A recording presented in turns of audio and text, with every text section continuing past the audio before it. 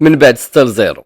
ما خسرناش، احنا اتفشخنا اقسم بالله اتفشخنا. والله كنا فشخوا لاعيبتنا حرفيا اقسم بالله. غادي نشوفوا ردة الفعل ديال المصريين، الموت ديال الضحك.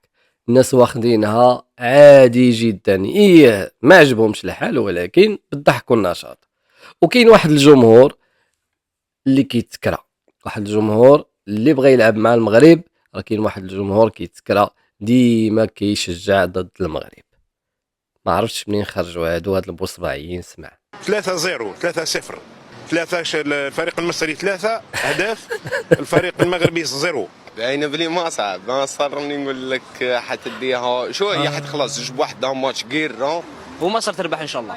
النتيجه هي شوف هي تقدر تكون 2-0 2-1 بصح انا ماذا بيا 5 6 7 8 9. مساكن هادو راه شوف هادو ما عندهم حتى شي شغل. هادو فاش يكون لاعب المغرب هما يشجعوا الفرقه الاخرى، ميريكان كرواتيا تا هادوك الناس اللي عندهم الزرق والابيض تا هما يشجعوهم، ما عندهم حتى شي مشكل. المهم ضد المروك ضد المغرب، والمغرب ديما خارج لهم في عودهم.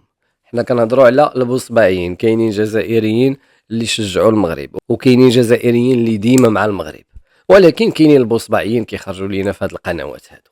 اجي دابا نشوفوا ردة فعل المصريين. المود ديال الضحك ما كاين لا كولاسه لا غرف مظلمه لا لقجع لقجع لقجع، عادي. الناس كيعرفوا شنو كاين. لعبنا مع المغرب اللي خدم على الكره مزيان، خدم على مؤسسات، خدم على بنيه تحتيه، خدم على اكاديميه، خرج لينا دراري بحال هادو اللي عطونا 6-0. وهاد 6-0 يعني راه مازال جايه. علاش؟ حيت هاد الدراري هادو مازالين صغار، مازال في 2025 2030 كاس العالم ما تلقى الناس اللي هادوك اللعابه كتلقى يلا عنده 25 عام، يعني مازال قادر يعطي. فهمتوا شنو الخدمه اللي كاينه؟ خدمه اللي مستمره. ما كرهناش نشوفوها في باقي الرياضات اللي كان فاشل، ما كاين خرجوا خرجنا.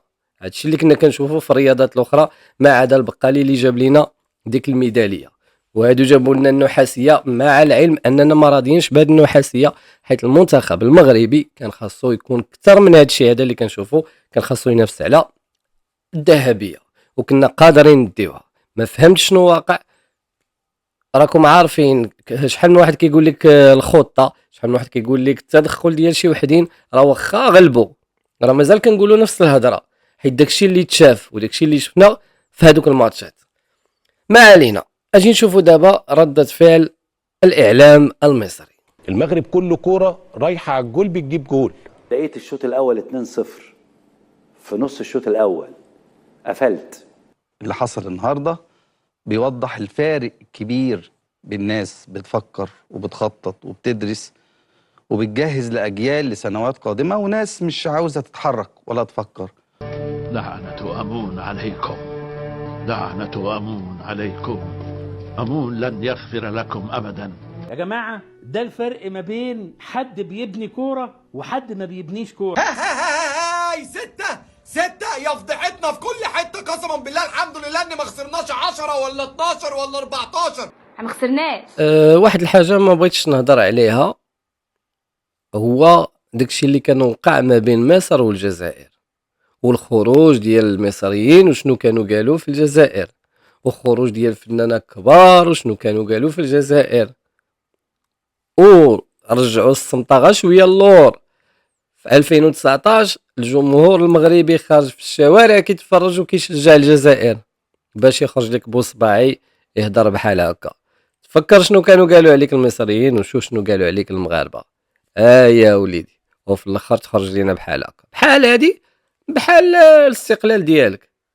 حنا نعاونوك في الاستقلال ديالك وانت تخرج لينا في عودنا في واحد الجهه، وراك عارف. شوف، بلا ما نهضروا في هادشي هذا، المهم 6-0 تهلا.